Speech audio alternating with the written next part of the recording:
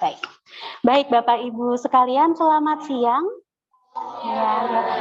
Sebelumnya saya pribadi mengucapkan terima kasih sebesar-besarnya dan sedalam-dalamnya atas keikhlasan Bapak Ibu sekalian meluangkan waktu yang sangat berharga nggih.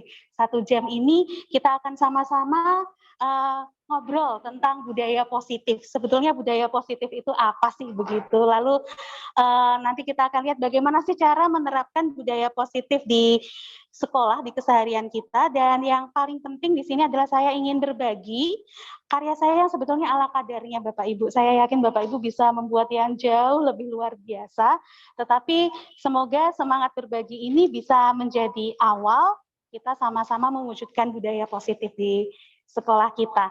Baik Bapak Ibu, tadi sudah mulai dengan kuesioner kebutuhan. Kuesioner kebutuhan ini disusun oleh Glasser Bapak Ibu, yang mengatakan bahwa manusia itu punya 5 kebutuhan dasar. Nanti kita akan bahas bersama-sama. Nah, sepertinya Bapak Ibu sedang asik mengisi kuesioner ini. Jadi sebelum dilanjutkan, saya boleh menyela waktunya untuk kita awali dulu dengan doa. Ya. Ya, baik Bapak Ibu, untuk kelancaran acara ini, mari kita berdoa. Menurut agama dan keyakinan masing-masing berdoa disilakan.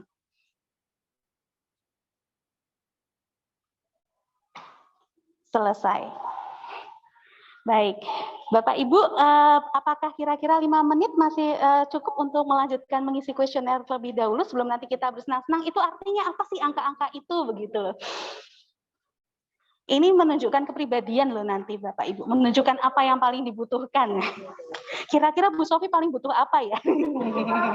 Oh, saya tersanjung Bu. Monggo Ibu silakan.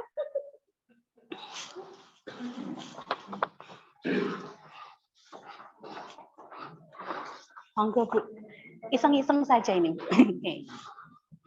Tidak sulit ya Bapak Ibu, pertanyaannya hanya sesuatu yang kita jalani sehari-hari.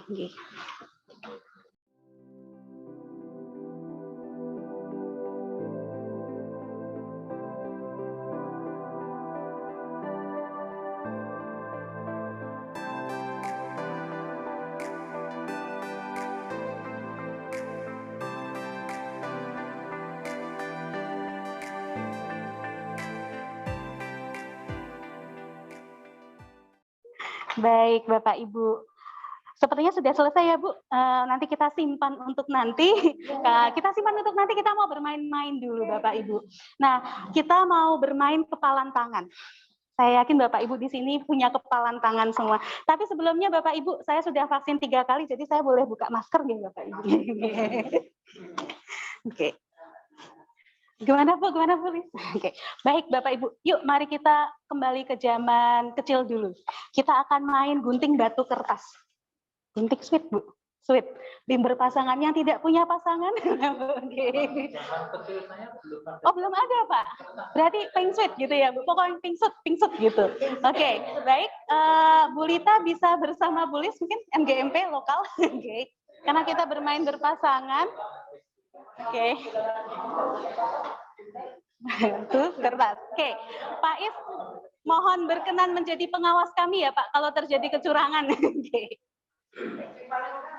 Ya. Baik, Bapak Ibu, nanti setelah ini kita akan bermain gunting batu kertas untuk mencari pemenang. Nah, pemenangnya nanti akan jadi pemegang harta karun. Oke, sementara yang kalah akan menjadi pencuri harta karun. Oke, baik. Yuk, kita mulai hitungan ketiga. Kita diawasi oleh wasit andalan ya. Siap ya? Pada hitungan ketiga, siap? 1. Oh, monggo disepakati dulu mau gunting batu kertas atau pink sweet gitu. 3 kali? 3 kali, baik. Yuk. Silahkan dimulai. 1, 2, 3. Oke. Baik, sudah menemukan pemenang Bu? Pemenangnya? Di sini pemenangnya Bu Woro. Oke. Pemenangnya Mbak Ella. Oke, pemenangnya Mbak Sela. Bu Sofi menang atau kalah? Oh, berarti Anda memang berbakat jadi pencuri nih sepertinya. Oke, Pak Edi atau Pak Mukit? 2-0. Pak Mukit memang pandai menjaga nih ya. Menjaga. Oh kalah Pak. Siap kita curi. Mbak, siapa yang menang? Nah, baik. Berarti kita sudah dapat menang ya, teman Bapak Ibu ya. Oke. Nah, Bapak Ibu mohon maaf nih kerjain kakak senior sebelumnya, saya sungkem dulu nih sama Bu Liz. Baik, Bapak Ibu yang menang, Bapak Ibu adalah penjaga harta karun. Jadi harta karunnya ada di kepalan tangan Bapak Ibu. Nah, apapun yang terjadi, jangan sampai kepalanya terbuka. Jelas ya Bu ya? Oke, sementara pencuri harta karun boleh melakukan apa saja untuk mencuri harta karun itu. Mau di... Oke, kita akan bermain sebentar, sekitar 1-2 menit, nanti kita akan lihat siapa yang menang, pencuri atau penjaga. Baik, siap ya? Siap penjaga? Penjaga, mari kita jaga harta karun kita ya. Satu saja ya Bapak Ibu ya, satu saja ya. Oke, siap ya. Oke. Siap? Oke, siap yuk. 1, 2, 3. Ya.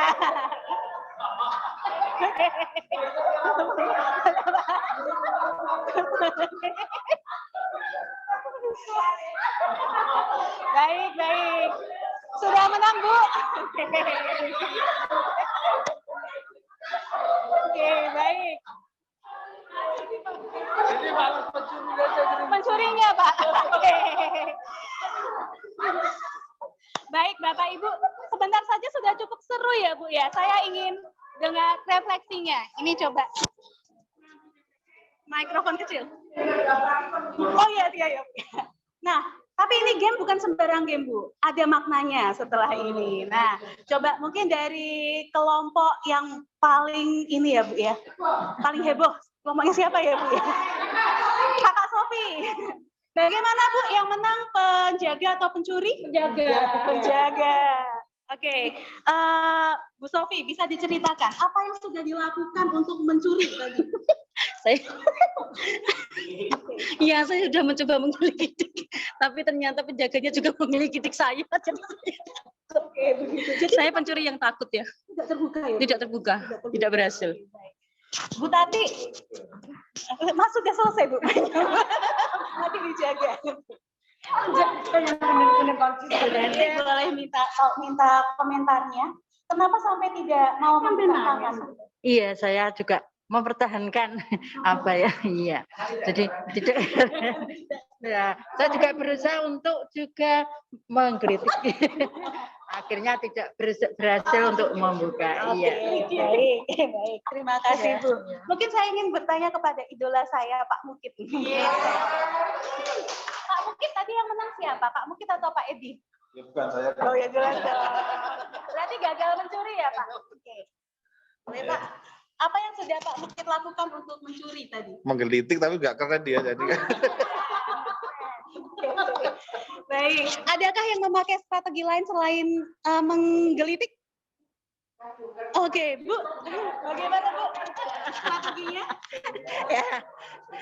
Untuk awal menggelitik tetapi tidak berhasil, akhirnya dibantu dengan pakai bantuan tangan satunya sama digelitik dua-duanya. Berhasil. Tapi saya jadi penasaran, Bu Woro kenapa kok sampai membuka tangannya? Karena saya kan ya keri tuh baru begini kan. Harus saya buka. Rasanya nyaman tidak, Bu? Tidak. Baik Bapak Ibu. Ya, saya anggap Mbak-mbak yang di belakang semoga menikmati permainan yang ya sepele ini ya Bapak Ibu ya. Tapi sebetulnya apa sih maksudnya dengan teori kepalan tangan tadi? Nah, Bapak Ibu, dengan teori kepalan tangan tadi, saya ingin mengajak Bapak Ibu berkenalan dengan nilai disiplin positif dan kebajikan universal. Ini teori yang disampaikan oleh Glasser. Oke, Glasser ini mematahkan teori stimulus respon. Jadi Bapak Ibu masih ingat kan ketika belajar di pengantar pendidikan itu loh anjingnya Mas Pavlov yang kalau dikasih kelinting-kelinting dia mengeluarkan air liur. Stimulus respon. Kita sudah bertahun-tahun menggunakan teori itu untuk untuk mendisiplinkan anak. Oke. Tapi sebetulnya apakah berhasil? Nah, ini tadi Sebetulnya tadi Bu, kalau menggelitik itu kurang kreatif. Di sini boleh memujuk, boleh menghardik, tadi nggak ada yang mencoba ya. Mengintimidasi, bahkan menawari uang. Wah, kalau saya yang ini mungkin akan menyerah. Oke. Untuk membuka kepalan tangan. Oke, tapi sebetulnya siapa yang punya kontrol? Pertanyaan saya, siapa yang punya kontrol untuk membuka tangan? Si pencuri apa si penjaga? Penjaga. Oke, boleh mohon jawabannya, Bu Lita? Yang menjaga harta karunnya, yang menjaga kepalan tangan sekuat tenaga. Oke, jadi walaupun digoda seperti apapun, Saya tidak akan tergoda. baik, setuju. Itu yang dimaksud dengan Glasser teori kontrol. Oke, yang memiliki kontrol adalah yang menjaga. Nah, Bapak Ibu, mari kita renungkan. Berapa kali sih kita meminta anak melakukan sesuatu? Setiap hari Sabtu saya piket bersama Pak Edi, ya Pak ya. Kita sudah anak-anak yang tertib, tapi kok selalu mental. Kenapa? Karena sebetulnya pandangan bahwa seolah-olah guru bisa mengendalikan anak itu adalah ilusi belaka, halu gitu loh Bu. Bahwa kita tidak punya kontrol terhadap anak, karena anak akan menentukan sendiri tingkah lakunya. Lah, terus bagaimana disiplin? Disiplin bisa dilakukan dengan cara membangkitkan motivasi intrinsik. Jadi bukan memaksa anak untuk melakukan sesuatu menggunakan aturan, tetapi membangun kesadaran intrinsik dari anak supaya anak melakukan sesuatu dengan senang hati, dengan sadar. Kedengarannya muluk-muluk ya Bu ya, Oke. Dan agak sulit. Tetapi semoga dalam waktu kurang dari 1 jam ini kita akan melihat beberapa gambaran yang bisa kita lakukan untuk melakukan ini. Jadi sekali lagi, untuk mengajak anak disiplin tanpa memaksa. Begitu. Tadi Bu Woro walaupun bisa terbuka tangannya, tapi katanya nggak nyaman ya Bu, karena dikelitiki terus dengan tangan satunya dengan berbagai cara, anak tidak nyaman dan mungkin kita juga bisa meminta anak untuk patuh dengan cara memaksa, tetapi dampak jangka panjangnya tidak akan bertahan lama karena anak merasa tidak nyaman. Baik. Kalau sudah bosan, mohon disampaikan ya Bu. Nah, itu tadi, permainan tadi juga menunjukkan bahwa dalam menegakkan disiplin, kita harus mulai bergeser dari paradigma stimulus kontrol. Anjing yang Pavlov itu loh Bu, yang nurut kalau dikasih makanan, nurut kalau dikasih asosiasi antara makanan dengan kelintingan. Tetapi kepada teori kontrol, bahwa anaklah yang memegang kontrol. Mereka punya motivasi intrinsik. Mau anak disiplin, bangkitkan kesadaran itu dari dalam diri mereka. Nah, pertanyaannya pasti, caranya bagaimana? Nah, begitu ya Bu ya? Oke. Nah, caranya adalah dengan melakukan disiplin positif. Apa sih itu disiplin positif? Bapak Ibu, sebelumnya mohon maaf, ini kami berusaha menyampaikan materi yang kami pelajari 1 minggu dalam 1 jam. Jadi ada banyak hal yang terpaksa dipotong. Tapi jika Bapak Ibu ingin versi lengkapnya, nanti bisa kami share modulnya. Jadi disiplin itu sebetulnya ada yang tahu nggak Bapak Ibu? Asal katanya dari mana? Gimana Bu Lis? Diselipin begitu ya Bu. Ternyata disiplin ini berasal dari bahasa Latin. Disiplin dari kata disciple. Disciple itu di bahasa Inggris juga sudah diserap, artinya murid. Lah, apa hubungannya murid dengan disiplin? Katanya sih untuk menjadi seorang murid yang patuh, yang mau belajar, yang siap untuk menerima ilmu, kita harus tahu dulu apa sih alasannya. Oke, apa alasannya? Kenapa kok rambut saya harus dipotong rapi? Kemarin ya satu bahasan yang menarik di kolaborasi kami adalah kenapa kita harus pakai sepatu hitam? Ternyata ada undang-undangnya ya Bu, saya baru tahu begitu, untuk alasan kesetaraan misalnya. Dan ketika mereka sudah tahu alasannya, diharapkan ini motivasi intrinsiknya yang terbangun, bukan ekstrinsik. Mereka melakukan sesuatu karena memang mereka tahu, mereka sadar alasannya bukan karena takut dihukum. Bukan karena ingin hadiah, wah nanti kalau saya melakukan ini dapat coklat dari Bu Lita misalnya, begitu. Tapi karena memang saya sadar sebagai manusia yang bertanggung jawab, manusia yang utuh, saya akan melakukan ini, begitu. Nah, nilai-nilai kedisiplinan itu juga harus dipijakkan pada nilai-nilai kebajikan universal. Kebajikan itu apa sih? Wah, saya ingin bertanya pada Kakak Lis nih. Kakak Lis ini kan pakar bahasa. Yang lain dulu. Adik-adik mungkin ya, adik-adik. Wah. Mbak, kebajikan itu apa, Mbak? Sesuatu yang bajik itu yang seperti apa sih? Yang bagaimana? Yang baik. Yang baik begitu. Oke, lalu kalau universal? Menyeluruh. Oke. Universal itu berarti yang berlaku di Indonesia dan di berbagai belahan dunia itu sama. Oke. Contoh-contoh nilai kebajikan universal ini seperti apa ya Bapak Ibu ya? Contoh. Siapa di sini yang setuju kita harus saling menghargai? Ya, setuju ya Bapak Ibu.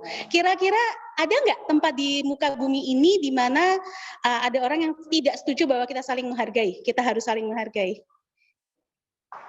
Ada Bu, ada. Di mana Bu Woro? Ya misalnya orang kota itu kan kadang sama tetangga saja tidak kenal, mungkin seperti itu ya. Ya, lebih pada kebiasaan ya Bu ya. Tetapi dalam hati nuraninya mungkin masih tetap ingin menjalin hubungan begitu ya Bu ya. Atau mungkin nilai-nilai misalnya nilai kejujuran. Setuju nggak bahwa kita ini jujur itu penting? Lepas pada kasus-kasus tertentu. Dan di seluruh bumi mungkin kejujuran adalah nilai yang dipandang utama gitu ya Pak ya. Oke, saling menghargai kejujuran itulah yang disebut dengan nilai universal. Tantangan Bapak Ibu. Kira-kira di Indonesia di tujuan pendidikan kita saat ini nilai-nilai universal ini ada di mana sih? Itu loh yang tiap hari kita tarikan itu loh Bapak Ibu. Baik Bu. Apa Bu? Di mana Bu? Profil pelajar Pancasila. Betul. Sebetulnya profil pelajar Pancasila adalah sari dari nilai-nilai universal yang ingin diajarkan. Wah, sepertinya sudah mengantuk. Baik, kalau begitu saya mau pamer dulu, Bu. Agak sedikit sombong. Oke. Walaupun yang disombongkan sangat tidak bermutu sebetulnya. Nah, nilai-nilai universal inilah yang adalah salah satu cara untuk membangun disiplin positif. Dengan cara bagaimana? Diintegrasikan dalam pembelajaran.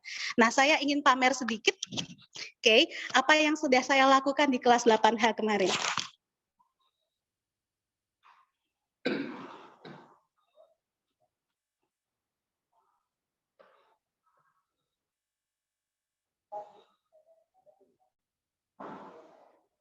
Ya, baik.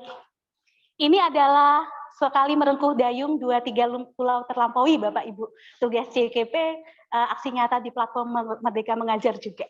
Aksi nyata saya ini mengintegrasikan profil pelajar Pancasila sebagai nilai-nilai kebajikan universal dalam pembelajaran. Sederhana saja, saya akan singkat saja. Nanti jika Bapak Ibu berkenan ingin tahu lebih banyak, saya bisa share dokumennya. Walaupun saya agak malu karena ini jelas tidak sempurna. Jadi, pertama, kita cari dulu nih, nilainya apa yang ingin dimasukkan. Kebetulan di situ saya mengambil dimensi beriman, bertakwa kepada Tuhan Yang Maha Esa, dan berakhlak mulia. Nah, dimensi ini punya 5 elemen, Bapak Ibu. Dan elemen yang saya ambil adalah akhlak kepada alam. Oke, akhlak kepada alam ini saya masukkan ke dalam mapel saya, materi saya, bahasa Inggris, walaupun kalau di buku paket tidak ada hubungannya sama sekali. Oke, tetapi kita bisa sisipkan di situ dengan cara saya ketika ini menggunakan flip learning. Ini RPP-nya, nanti bisa kalau Bapak Ibu tertarik bisa saya kirim. Saya akan perbesar untuk dokumentasi kegiatannya.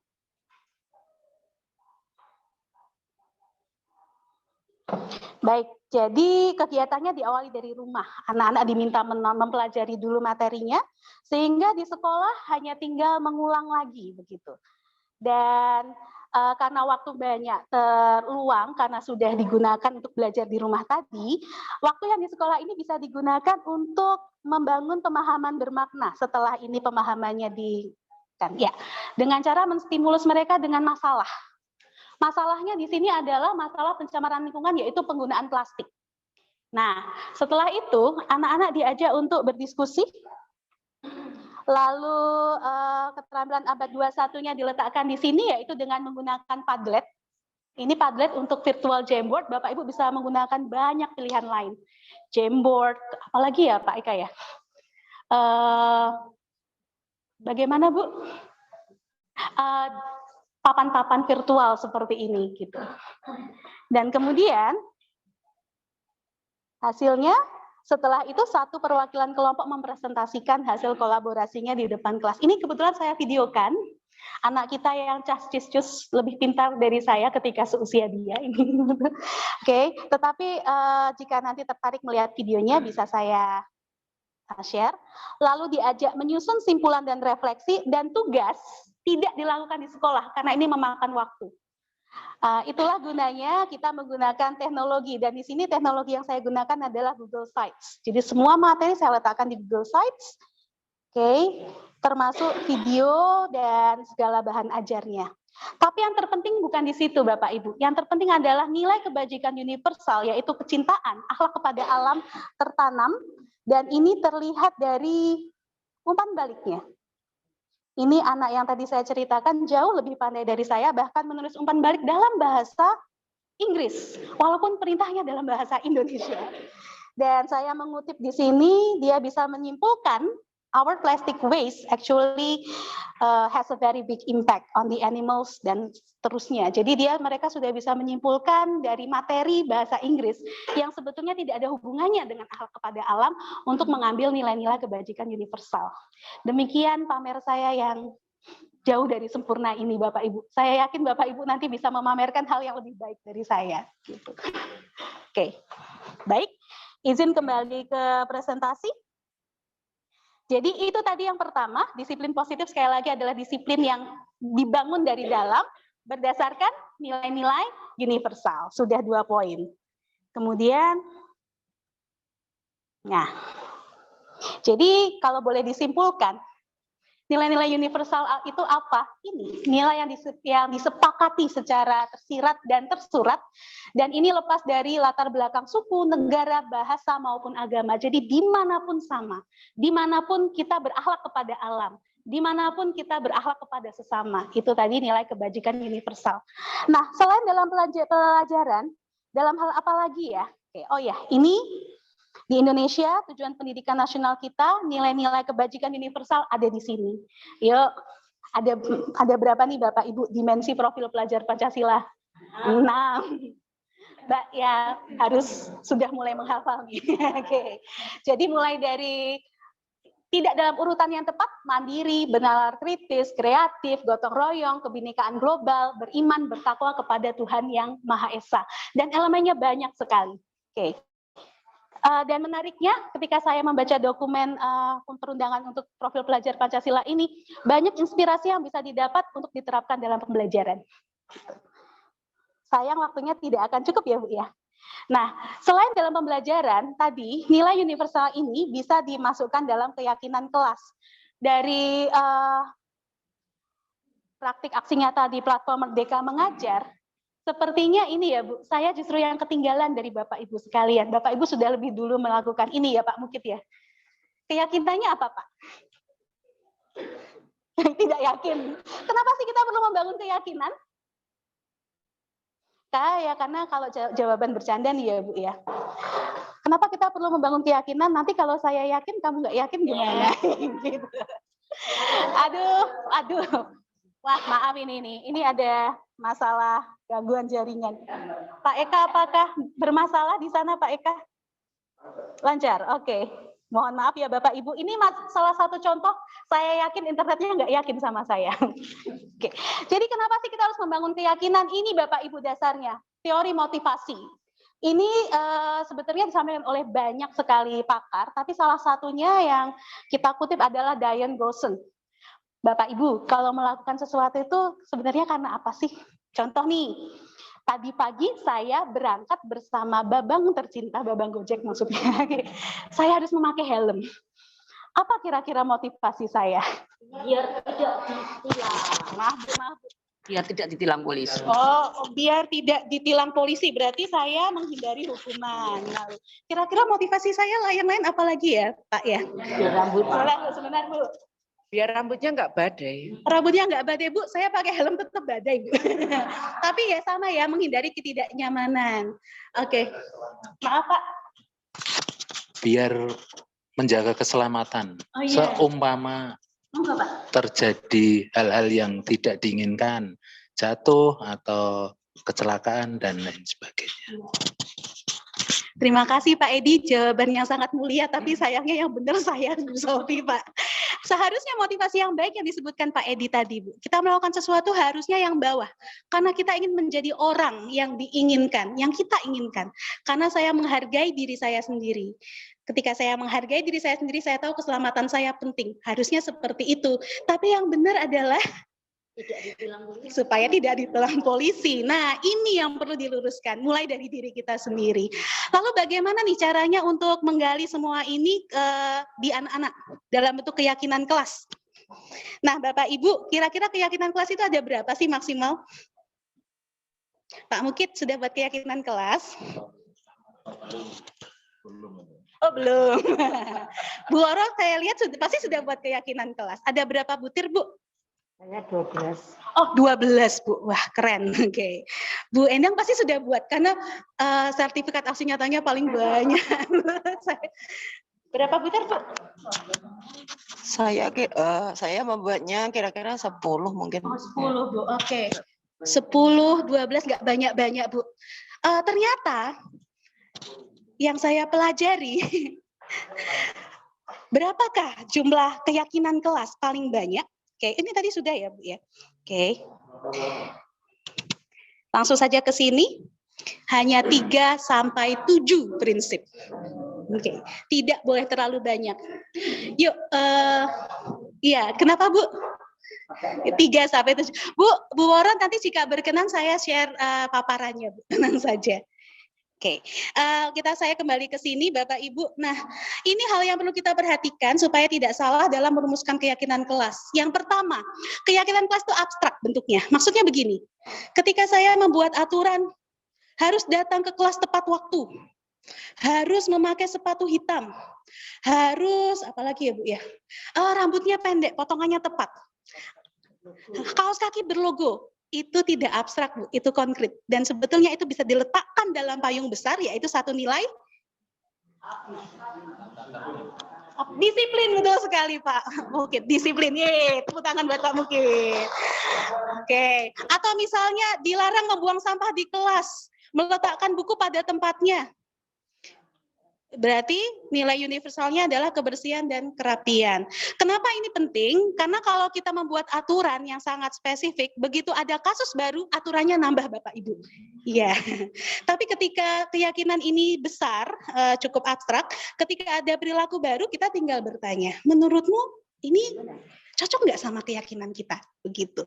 Dan keyakinan kelas ini sekali lagi pernyataan universal. Nah, karena kita memegang pada profil pelajar Pancasila ya, bisa salah satunya alternatifnya meminjam prinsip-prinsip profil pelajar Pancasila. Meskipun nilai-nilai lain juga banyak yang bisa dipakai, tidak harus di situ. Dan ini, keyakinan kelas harus dibuat dalam bentuk positif. Jadi tidak boleh, Pak Mukid, tidak boleh datang sebelum saya, gitu. Tidak boleh, gitu. Harus dibuat yang positif. Kenapa?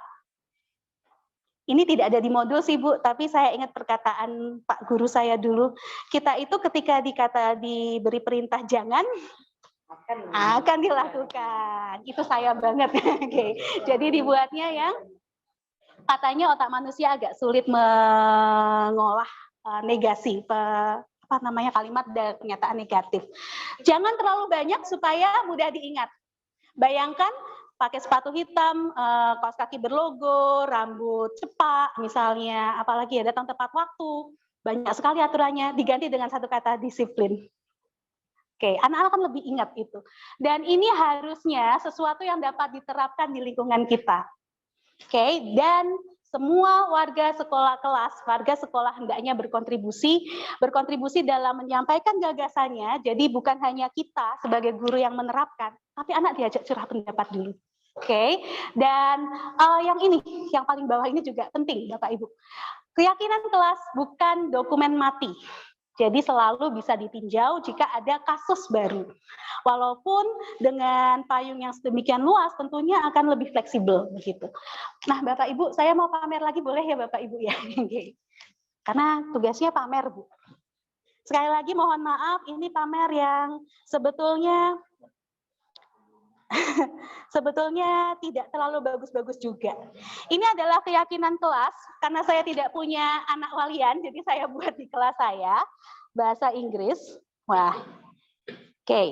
Jadi sekaligus langkah-langkahnya, pertama sosialisasi dulu, kemudian ini materi sosialisasi, jelaskan dulu ke anak, ini keyakinan kelas loh nak, ini bukan peraturan, bedanya apa? Begitu. Kita di sini bicara soal nilai universal. Begitu. Dan peraturan keyakinan ini kita sepakati bersama, berarti juga Ibu akan menampung masukan-masukan darimu. Nah, metodenya beragam, tapi langkah-langkahnya seperti ini Bapak Ibu. Jadi yang pertama sosialisasi. Oke. Mohon diabaikan modelnya ya Bapak Ibu ya, yang tinggi semampai langsing.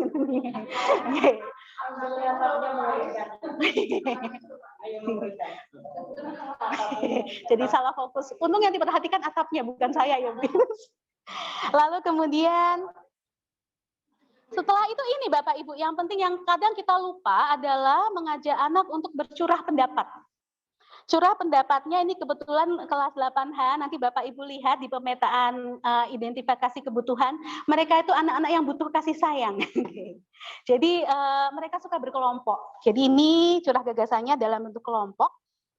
Oke, dia menggunakan sticky note, dan di situ mereka menulis kelas idamannya seperti apa. Hanya kelas idamannya saja. Oke, kemudian ditempelkan di papan tulis ini sangat, saya yakin Bapak Ibu juga sudah melakukan ini, ditempelkan gitu, gambarnya bagus karena yang ngambil Rafael bukan saya. Oke, setelah ditempelkan, ini yang penting, fungsi kita di sini, mengelompokkan ke dalam payung tertentu.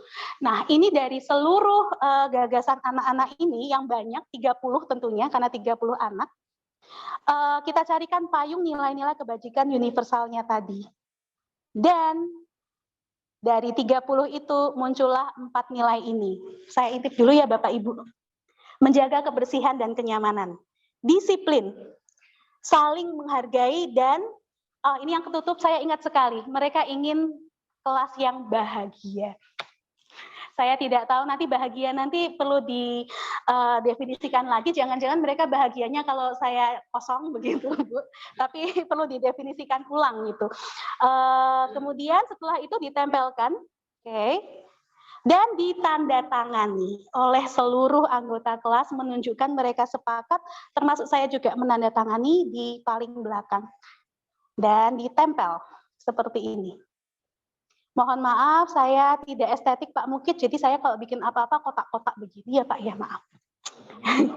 Ya nih, Pak Mukid pasti gatel nih, pingin apa membetulkan nih. Di tempat yang strategis. Nah, ini hasilnya. Kemudian ternyata di sini dari Google Form yang saya kirimkan untuk respon, anak-anak mengatakan mereka senang dilibatkan dalam membentuk keyakinan. Oke, dan sampai sekarang 8H ini dari awalnya kelasnya pendiam sekali, Bu. Ketika saya awal masuk mereka pendiam sekali. Sekarang sudah mulai berinteraksi gitu. Karena mereka sudah sepakat tadi kelas kita harus bahagia gitu. Bahagia tetapi juga saling menghargai. Ya, pamer saya cukup sekian. Kita lanjut dengan bermain lagi. Bapak Ibu, kuesionernya tadi apakah sudah bisa dibuka kembali? Kita lihat kita butuh apa ya Bapak Ibu ya. Nah, ini tadi langkah-langkahnya sudah saya sampaikan. Oke, maaf ya. Nah, apa sih yang kita butuhkan? Kuis kepribadian, hore, tadi sudah diisikan. Mari kita lihat Bapak Ibu. Apakah sudah dijumlahkan? Kalau sekarang belum dijumlahkan, tidak apa-apa, nanti di rumah. Sekarang Bapak Ibu mohon cari yang paling tinggi. A, B, C, atau D? A dan B. Imbang ya Pak ya, A dan B ya. Oke, C, Mbak D. Wah, Bu Sofi sama dengan saya D. Kita setipe nih kayaknya nih. Pak Is, nuhun sewu, yang paling tinggi apa Pak? A, betul. Nah, kita lihat ya. C, ada yang A, B, C, D. Nah, masing-masing kelompok di situ mewakili satu kebutuhan. Loh kok hanya 4? Kan Glaser punya 5 kebutuhan. Mari saya tunjukkan. Oh ya, sebelum saya tunjukkan teori Glaser, perlu ditandaskan juga di sini, kenapa sih kita belajar soal kebutuhan? Karena Bapak Ibu melanjutkan dari motivasi tadi, kita melakukan sesuatu pasti ada tujuannya kan ya Bu? Saya di sini tentu bertujuan untuk ini alasan sesungguhnya atau alasan ideal? Alasan ideal saya adalah saya ingin berbagi karena saya sudah mendapatkan sesuatu, saya ingin berbagi semampu yang saya bisa. Walaupun juga ada kebutuhan lain di situ. Kebutuhan kedua mungkin supaya saya bisa lulus program ini sampai Desember begitu Bapak Ibu. Biar dimarahin nggak? Jangan disebut. Oke. Nah, ini 5 kebutuhan dasar manusia, ada lingkaran. Yang di tengah kebutuhan apa nih, Bu? Bertahan hidup. Semua manusia punya kebutuhan bertahan hidup, maka tidak kita analisis. Kebutuhan bertahan hidup ini kebutuhan fisiologis, makan, minum, tidur. Kok tidur di kelas beda lagi ya, Bu? Ini kita bahas. Apalagi ya? Keselamatan, rasa aman, gitu ya. Tetapi yang menggerakkan kita dan anak-anak untuk melakukan sesuatu salah satu dari 4 ini. Kebutuhan akan penguasaan. Penguasaan bukan menguasai orang lain loh, Bu, di sini, tapi untuk bisa kompeten dalam suatu hal.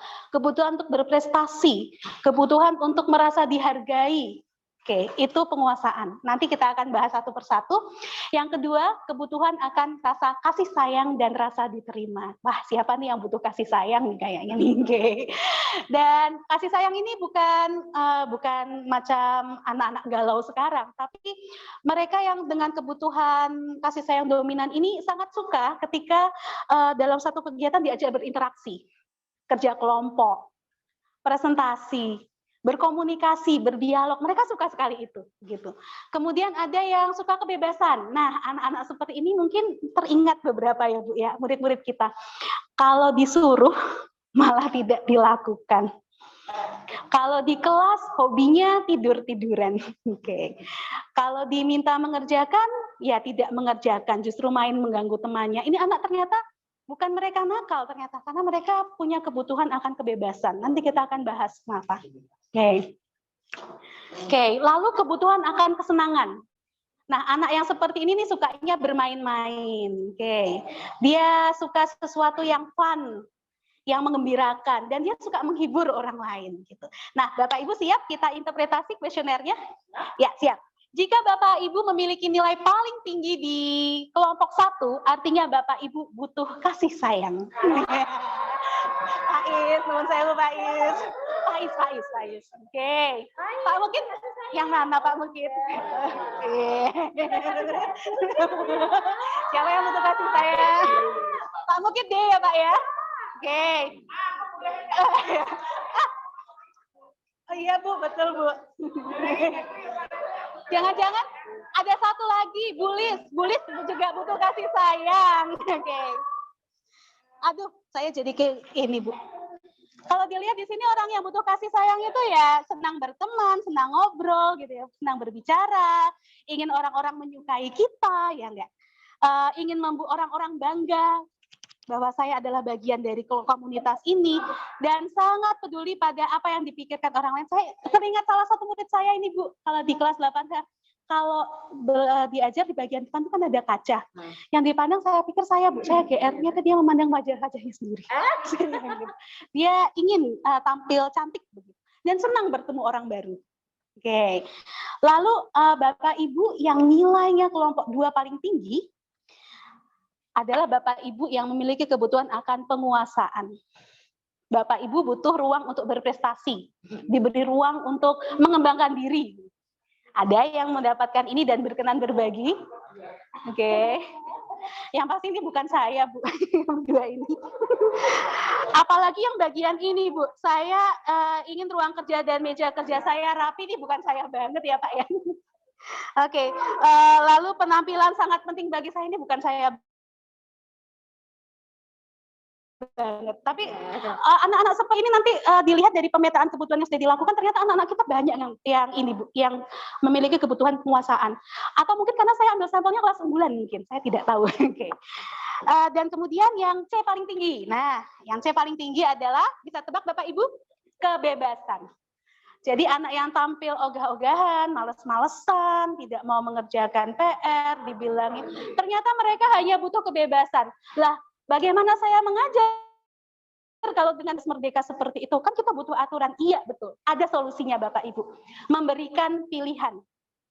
Oke. Kamu milih rambutmu dipotong model apa, Nak? Gitu mungkin ya. Oke. Tentu pilihan yang tanpa kembali tadi ya Bu, tanpa mengandung kekerasan. Bapak Ibu yang kelompok D ada? Ini saya. Oke. Berarti kita setipe ya Bu Sofi ya? Iya, kebutuhan kami adalah kebutuhan akan kesenangan. Berarti kurang senang kita ya Bu ya? Bukan itu Bu, jadi kemarin sempat ada bahasan apakah kalau kebutuhannya tinggi itu defisit? Bukan. Tapi lebih pada orientasi kita butuhnya di mana gitu, ingin diperlakukan seperti apa. Oke, dan ternyata anak-anak kita ini tidak banyak yang memilih bebas loh Bu. Anak-anak kita ini tidak suka ternyata harus memilih.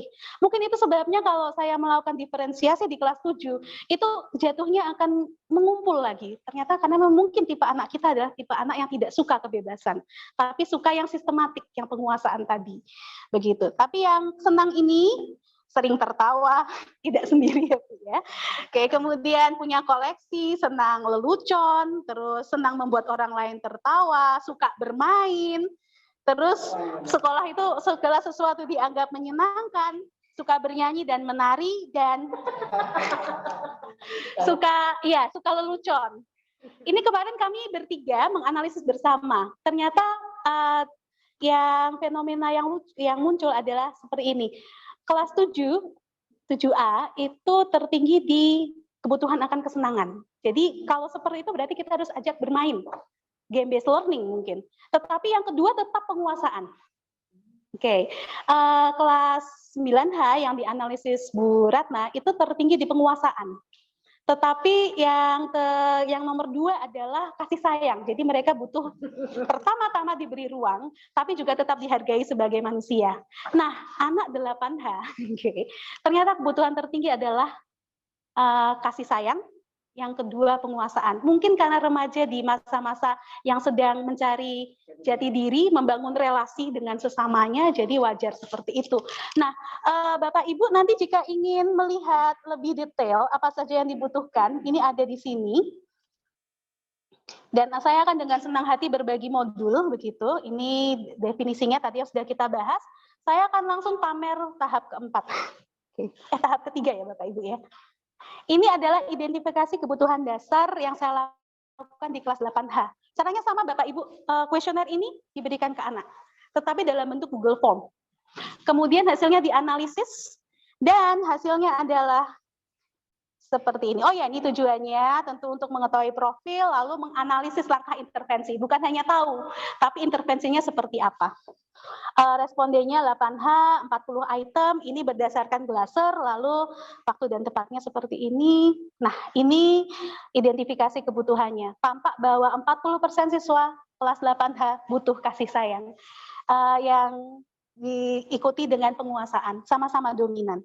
Dan intervensi yang harus dilakukan, ini interpretasi datanya, sudah sebagian saya sampaikan tadi, orang yang punya kecenderungan, yang punya kebutuhan akan kasih sayang ini cenderung suka dengan hubungan sosial, suka dengan interaksi, suka diterima, merasa diterima.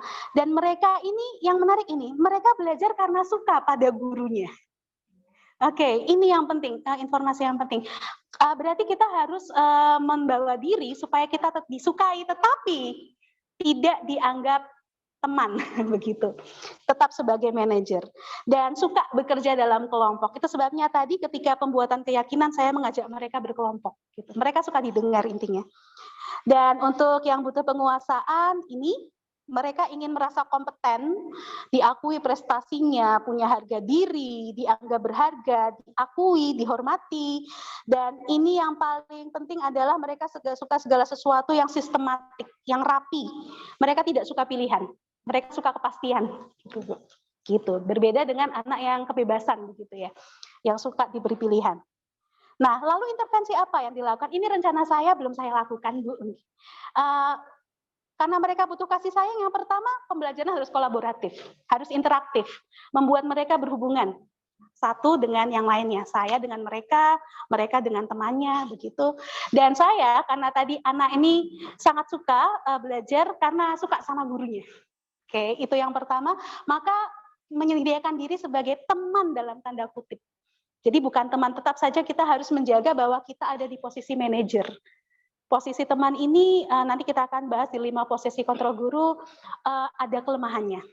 Yaitu anak mungkin hanya akan nurut sama saya karena suka. Nanti kalau yang menyuruh adalah yang lain, tidak akan nurut gitu.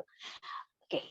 Lalu berkaitan dengan kebutuhan akan penguasaan, maaf, cepetan.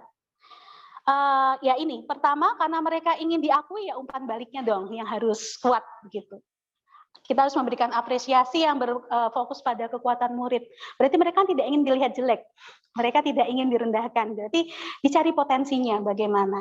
Dan mendorong iklim belajar yang mendorong prestasi. Jadi saya lihat 8H ini menarik. Mereka ingin berkompetisi, tapi juga butuh berkolaborasi. Gitu.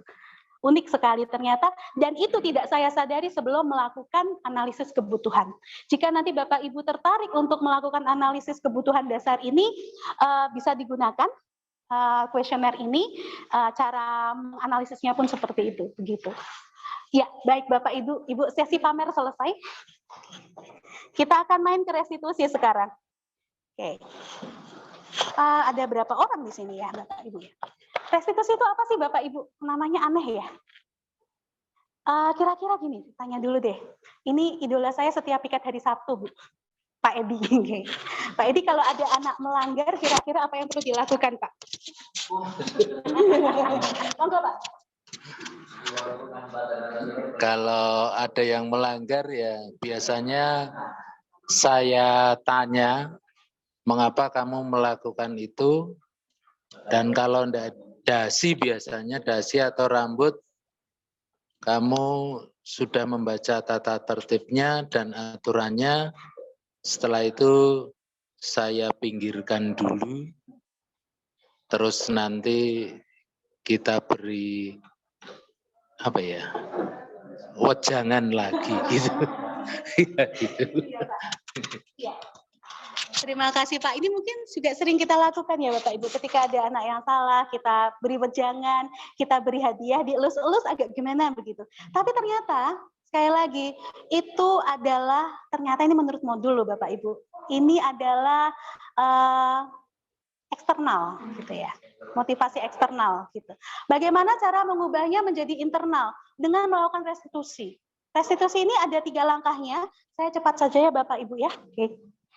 Nah, apakah boleh sih kita menghukum? Renungan kita bersama tidak perlu diucapkan, tapi boleh nggak ya kita menghukum? Kadang-kadang anak-anak kan nyebelin banget gitu ya Bu ya. Tapi boleh nggak ya? Oke. Gimana Pak? Boleh nggak ya menghukum ya? Oke. Nah, ternyata ini nanti mohon dibetulkan Bu Lis kalau saya salah. Menurut paradigma baru ini, yang diperlukan bukan hukuman, tapi restitusi.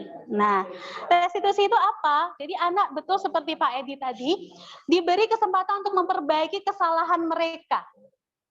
Jadi yang dinilai itu kesalahanmu, bukan kamu sebagai pribadi. Kamu tidak didefinisikan oleh kesalahanmu.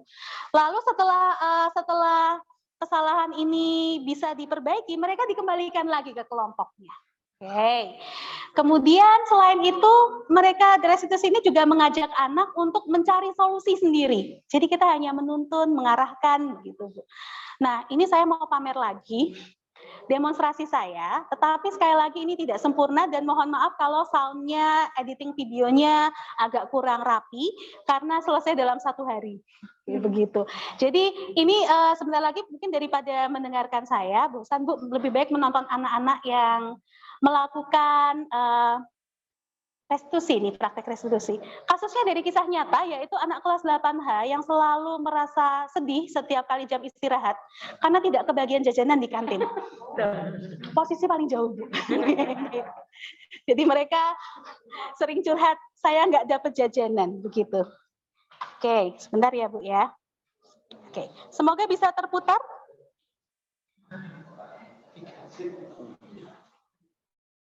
Wah, kok tidak bisa terputar ini? Kalau tidak bisa terputar, saya akan langsung putar dari sini kalau begitu. Kasus 2 diskon kasus. Oke.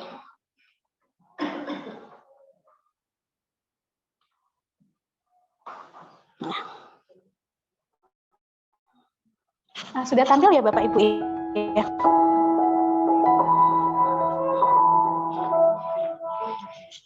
Pada saat bel istirahat berbunyi, Erza berlari sekuat tenaga menuju kantin.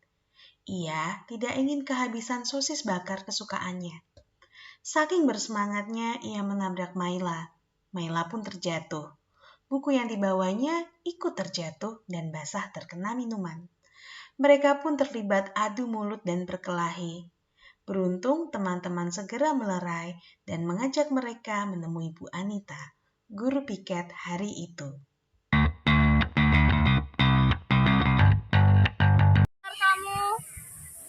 Kamu juga sih yang ngalangin jalanku.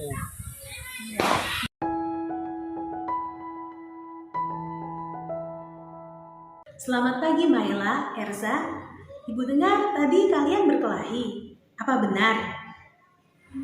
Benar Bu, tadi Ersa nabrak saya sampai jatuh. Bukan cuma itu Bu, buku saya juga jadi rusak begini. Padahal ada PR IPS dari Pak Sarif. Jelas saya marah dong Bu, bagaimana kalau nanti saya dihukum Pak Sarif? Benar itu Erza? Iya Bu, tapi saya tidak sengaja Bu. Saya terburu-buru ke kantin, jadi saya tidak melihat Maila. Oh begitu, ibu juga pernah melakukan kesalahan yang sama. Saking terburu-burunya sampai tidak memperhatikan jalan. Tapi Ersa jelas berbuat salah Bu, lihat Bu, buku saya sampai rusak begini.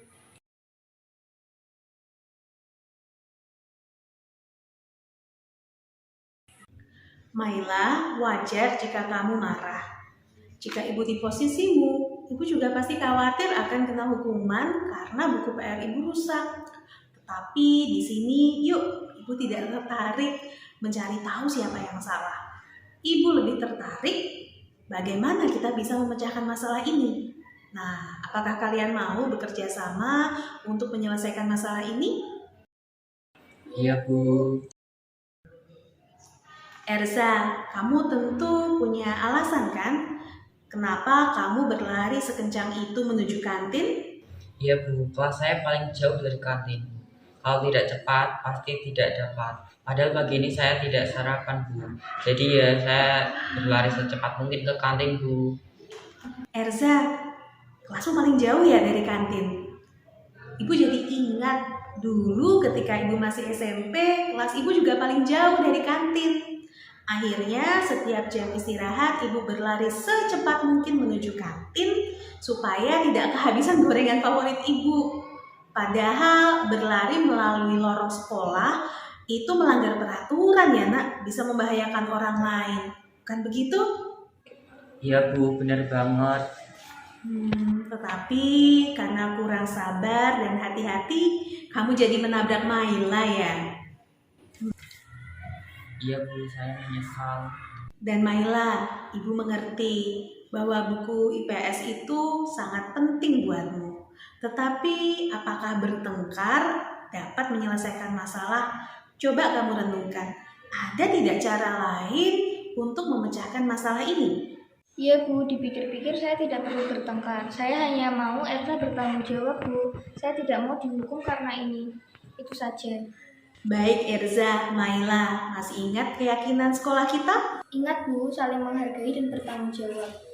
Betul, jadi kira-kira apa nih yang harus kalian lakukan untuk menjadi sosok yang menghargai orang lain dan juga bertanggung jawab? Minta maaf Bu, saya menyesal meskipun saya lapar. Saya tetap harus menghargai Maila. Saya juga harus menghargai diri saya sendiri Bu. Masa saya melanggar peraturan dan merugikan orang lain hanya karena lapar. Lalu apa yang akan kamu lakukan untuk memperbaiki buku Maila yang rusak tadi? Saya ganti Bu. Lalu bagaimana dengan PR Pak Syarif? Oh iya Bu, saya akan menghadap ke Pak Syarif dan menceritakan kejadiannya. Saya akan menerima konsekuensinya Bu.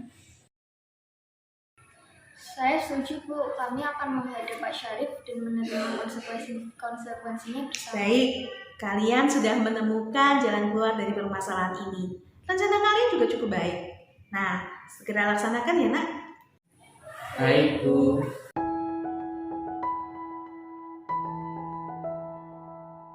Maila, bagaimana perasaanmu setelah melakukan restitusi tadi? Saya merasa senang karena saya mempelajari hal baru. Ternyata jika berbuat salah, kita tidak harus dihukum. Justru kita bisa belajar dari kesalahan dan mencari jalan keluar.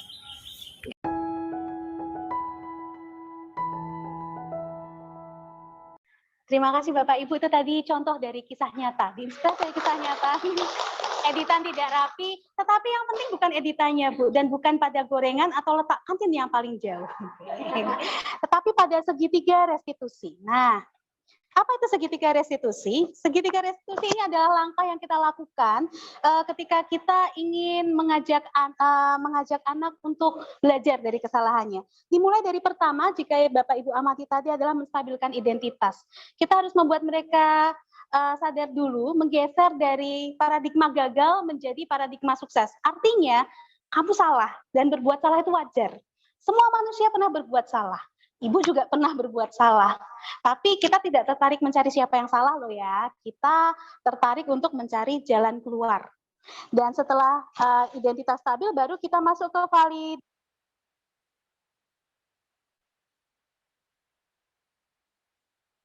validasi. Oke, divalidasi dulu. Tadi di contoh video dikatakan bahwa Maila wajar kalau kamu marah. Erza wajar kalau kamu khawatir tidak dapat sosis bakar kesukaanmu. Oke, itu manusiawi, tapi itu tetap salah. Tetapi coba kamu pikirkan lagi. Nah, masuk ke bagian yang ketiga. Apakah yang kamu lakukan itu sudah sesuai dengan keyakinan? Apakah kamu sudah bangga dengan apa yang kamu lakukan tadi? Dan bukan hanya berhenti pada menanyakan keyakinan, anak juga diajak secara aktif untuk menemukan solusi, mencari win-win solution. Sehingga semua orang akan merasa baik. Gitu. Ketika hukuman, lalu ada hadiah, akan selalu ada pihak menang dan kalah. Tetapi ketika di restitusi ini, semuanya akan kembali menjadi ya satu komunitas yang harmonis lagi, yang sama-sama belajar bangkit lebih kuat, seperti moto 17-an kemarin, bangkit lebih kuat begitu setelah dari kesalahan.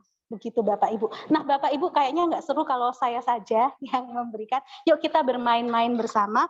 Di sini saya sudah punya, sudah punya beberapa kata, kalimat yang bisa saja masuk ke dalam menstabilkan identitas, validasi tindakan yang salah, atau menanyakan keyakinan. Contoh, kamu boleh mempertahankan sikap itu, tapi kamu harus menambahkan sikap yang baru. Ini kira-kira yang mana ya Bu ya? Menstabilkan identitas? Validasi, validasi betul. Nanti Bapak Ibu tinggal tempelkan, sudah ada double tap-nya di sebelah sini. Oke, tidak ada manusia yang sempurna. Kira-kira iya, menstabilkan identitas. Dah, jangan semuanya nanti ketahuan jawabannya. Oke, baik, hanya ada 2 set. Aduh, maaf. Ibu mohon izin 5 menit, boleh Bu? Oke, baik.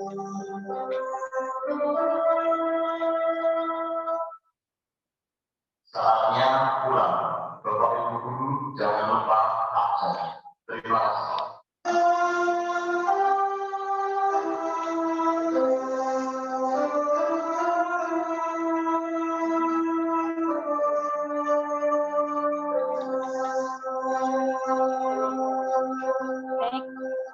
Ibu, Bapak, dan adik-adik sekalian, saya mohon keikhlasannya 10 menit saja paling lama. Kita coba melakukan ini secara berkelompok. Mungkin sisi sebelah sini bisa bersama, bergabung.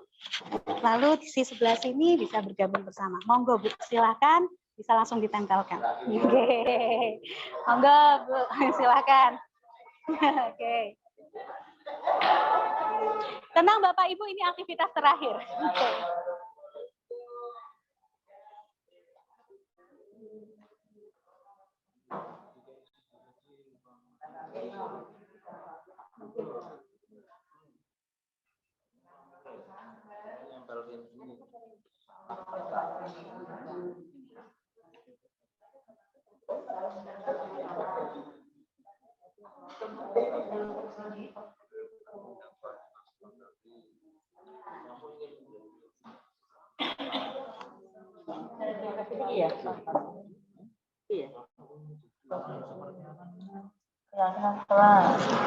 Keyakinan. Kamu pasti punya alasan. Validasi itu Bu, alasan tuh validasi. Ingin menjadi yang seperti apa?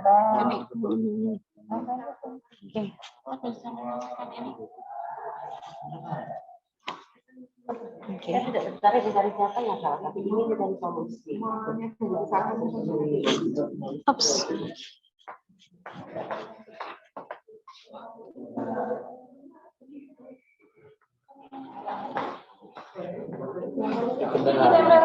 Iya, ditempelkan saja, Mbak. Ditempelkan, monggo. Baik, Bapak Ibu, semoga tidak kebingungan menentukan kalimatnya. Intinya ketika menstabilkan identitas itu mengatakan bahwa kesalahan itu wajar.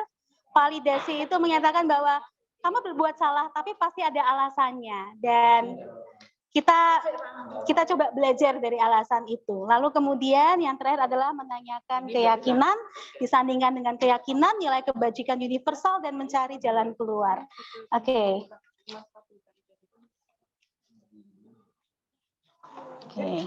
Oke, siap. Ya, itu validasi, Pak. Validasi. Beda-beda dong Bu warnanya biar nggak nyontoh. Oke, baik. Ya, baik. Sudah selesai, Bapak Ibu Lis bisa dipegang, Bu. Oke, mari kita lihat sama-sama. Tidak ada. Mari Bu, kita bandingkan. Terakhir kok ini. Langkah sisi pertama dari segitiga restitusi adalah menstabilkan identitas. Ya, tidak ada manusia yang sempurna. Oke. Dan saya tidak tertarik mencari tahu siapa yang salah, tapi ingin mencari solusi itu tadi. Oke. Jadi kita mulai dari yang ini Bapak Ibu, tidak ada manusia yang sempurna. Menstabilkan identitas. Saya juga pernah melakukan kesalahan itu, menstabilkan identitas. Saya tidak tertarik mencari siapa yang salah. Oke. Ini lebih kepada validasi, menstabilkan identitas tetap ya. Oke, validasi itu menstabilkan identitas menurut Bapak Ibu. Oke, validasi ya. Oke. Nanti jika saya salah, saya akan kirimkan kunci jawabannya. Kamu pasti punya alasan. Oke. Kamu ingin menjadi orang seperti apa? Ini bukan di validasi, tapi di keyakinan. Betul. Padahal kamu bisa melakukan yang lebih buruk dari ini. Validasi. Betul sekali. Dan keyakinan kelas apa yang telah kita sepakati. Ini ada yang pasti. Oke, adakah cara? Oke, saya yang ini lebih tepatnya di sini. Sebenarnya sudah betul, Bapak Ibu. Jadi sekali lagi intinya, saya tidak pernah menghafalkan secara kata per kata, tetapi jiwanya adalah menstabilkan identitas ini. Identitas anak distabilkan dulu, bahwa tindakannya itu bukan berarti mendefinisikan dia sebagai orang yang gagal. Lalu setelah itu validasi, ini salah, memang salah, tapi ada sesuatu yang bisa kita lakukan dari ini. Alasannya apa? Tujuanmu apa? Dan yang di sini yang terakhir adalah keyakinan kelasnya, menyandingkan dengan keyakinan bersama. Baik, Bapak Ibu, sepertinya kita sudah sampai pada penghujung nih, Bu, Bapak Ibu. Saya sungguh sangat terhormat, merasa terhormat Bapak Ibu berkenan untuk setia sampai akhir. Oke, tapi sebelumnya mari kita akhiri ini dengan ini Bapak Ibu. Hal yang terakhir yang perlu kita lakukan adalah berefleksi. Oke, sebentar. Internetnya.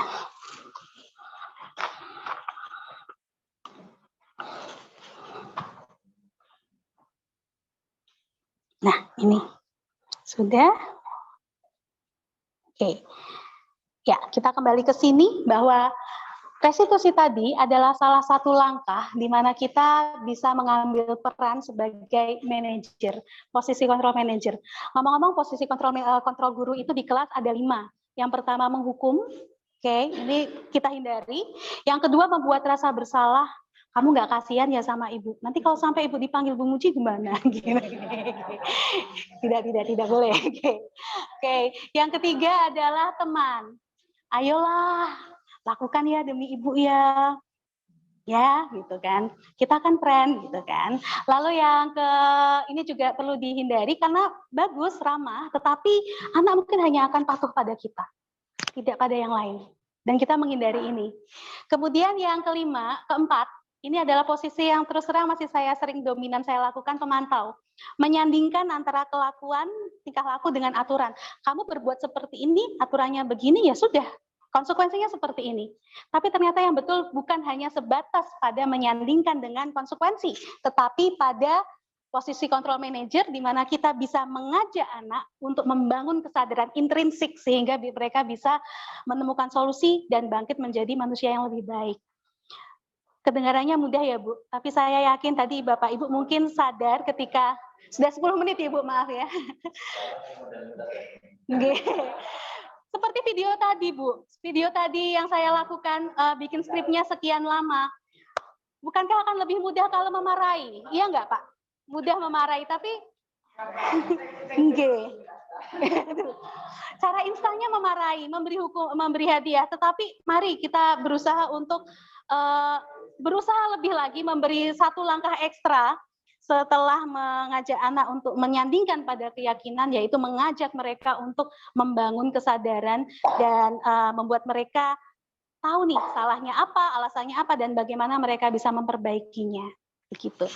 Dan saya kira itu adalah akhir dari diskusi kita hari ini. Segitiga restu. Saya boleh mohon kesimpulan, tapi mohon jangan saya yang membuat kesimpulan, Bapak Ibu. Oke. Bapak Ibu, apa poin yang paling Bapak Ibu ingat dari bahan diskusi kita kali ini? Atau saya sederhanakan saja, bagaimana perasaan Ibu, Bapak, dan apa yang paling diingat dari diskusi kita di siang hari ini? Ada ide Bu, siapa yang ingin? Kakak Lis, jangan dong. Oh, Pak Eka mungkin. Oh, jangan dong. Oke. Bagaimana kalau Pak Mukit? Pak Mukit. Enggak, Pak. Perasaannya bagaimana, Pak? Perasaannya? Semoga tidak ngantuk. Perasaannya senang sekali. Kenapa, Pak? Oh ya, kesimpulannya. Kenapa senang, Pak? Yang paling diingat apa? Yang tadi apa namanya?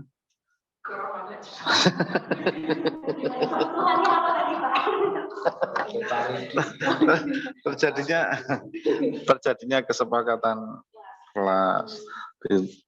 Jadi kita bisa merasakan nyamannya di kelas gimana. Nanti anak nyaman, gurunya juga nyaman gitu.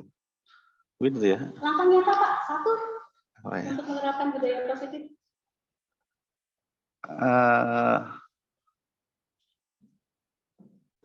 Mengumpulkan tugas tepat waktu, disiplin. Itu untuk kita atau untuk anak-anak? Untuk anak. Harusnya untuk anak-anak ya, tapi ternyata kita juga butuh itu. Baik Pak Mukit, terima kasih. Mohon Bu Lis selaku pengajar praktik yang pasti sudah punya ketua kelas. Bagaimana perasaannya Bu Lis? Ya, baik. Perasaan saya sangat senang dan luar biasa ilmu yang kita dapat hari ini. Karena dengan penjelasan budaya positif tadi, meskipun masih agak sulit untuk melakukan ya Mbak, tapi paling tidak itu kita tahu, oh dalam mengajak anak untuk berdisiplin itu ternyata harus kita bawa mereka untuk menyadari apa yang harus dia lakukan, termasuk tidak menghukum, menggiring mereka untuk mau menyadari, kemudian bisa menyelesaikan sendiri, bisa mengatasi sendiri kesalahan yang sudah dia lakukan. Mungkin itu. Bisa. Langkah apa yang harus saya lakukan? Yang pertama harus dilakukan ya kesepakatan tadi, melakukan kesepakatan memang. Melakukan kesepakatan yang betul-betul kesepakatan itu berasal dari anak-anak sendiri. Dan kita mencoba untuk anak-anak konsekuen dengan kesepakatan yang telah mereka diskusikan. Mungkin itu, Mbak. Terima kasih, Bu Lis. Satu lagi masih boleh ya Bapak Ibu ya? Saya mohon berkenan Pak Is. Perasaan saja Pak, Kakak. Monggo Pak. Untuk kesimpulan, kita mempelajari budaya positif, perasaannya senang mengikuti kegiatan ini. Kemudian untuk bisa mengarah ke manajer tadi perlu Bapak Ibu guru pun perlu belajar. Karena kebanyakan yang diterapkan adalah di satu, yaitu sebagai penghukum. Begitu Bapak, Bu yang bisa saya sampaikan. Terima kasih. Ya, kita harus merenung kembali langkah-langkah yang sudah kita lakukan kemarin-kemarin ini, apakah bisa membawa kebaikan untuk anak tumbuh dari kesadaran diri sendiri, itu bisa apa tidak. Untuk itu kita perlu belajar supaya anak-anak mau kalau melakukan kekurangan atau kesalahan itu timbul dari kesadaran diri sendiri. Cukup, Bu Wanita? Bu Muji ingin menambahkan sesuatu? Ya. Baik, Bapak Ibu, saya rasa kita semua memiliki kesimpulan yang hampir serupa, bahwa kita sadar ternyata bahwa budaya positif ini memang perlu dan penting untuk dilakukan, meskipun seperti kata Bu Lis tadi, sulit ya Bu ya, sulit dan mungkin butuh waktu, butuh usaha. Sekarang pertanyaannya tinggal kembali tadi seperti yang disampaikan Pak Is, perlu kita renungkan apakah kita mau melakukan ini. Dan mungkin bisa dimulai dari hal yang sederhana seperti yang disampaikan Pak Mukit tadi, disiplin mengumpulkan tugas, bukan hanya murid tetapi kita juga gitu. Oke, terima kasih Pak Mukit diingatkan. Baik Bapak Ibu, demikian paparan saya hari ini. Sebelum pulang atau mungkin nanti ini besok dikumpulkannya, besok tidak apa-apa, tapi kalau hari ini saya sangat senang sekali. Oke, yaitu refleksi yang tadi, apa yang Bapak Ibu pelajari hari ini dan setelah mengikuti kegiatan ini terdorong untuk melakukan apa. Oke, ini akan saya bagikan. Satu kali. Oke, thank you. Nah, oke.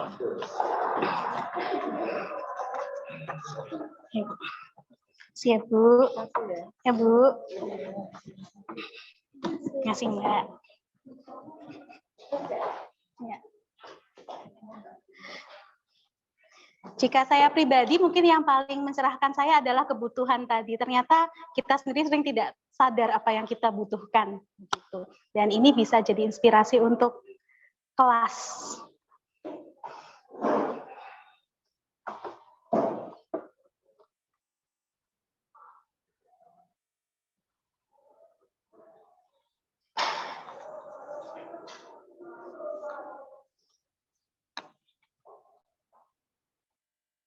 Mati Pak, mati.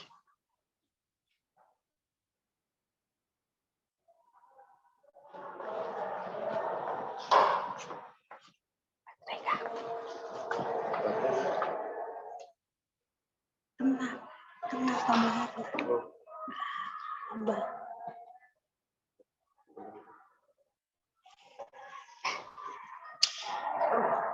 Oh, aduh. Oh, enggak apa-apa. Bisa enggak dibetulkan? Oke. Baik, terima kasih Bu. Sudah diberi nama Bu? Oh. Ya, baik. Mohon diberi nama. Oke.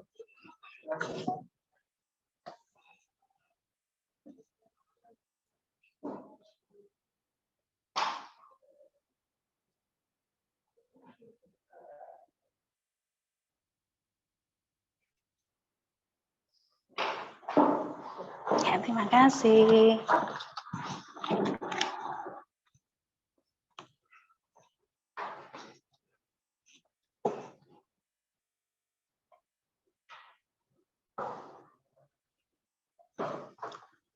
Matur nuwun Bapak.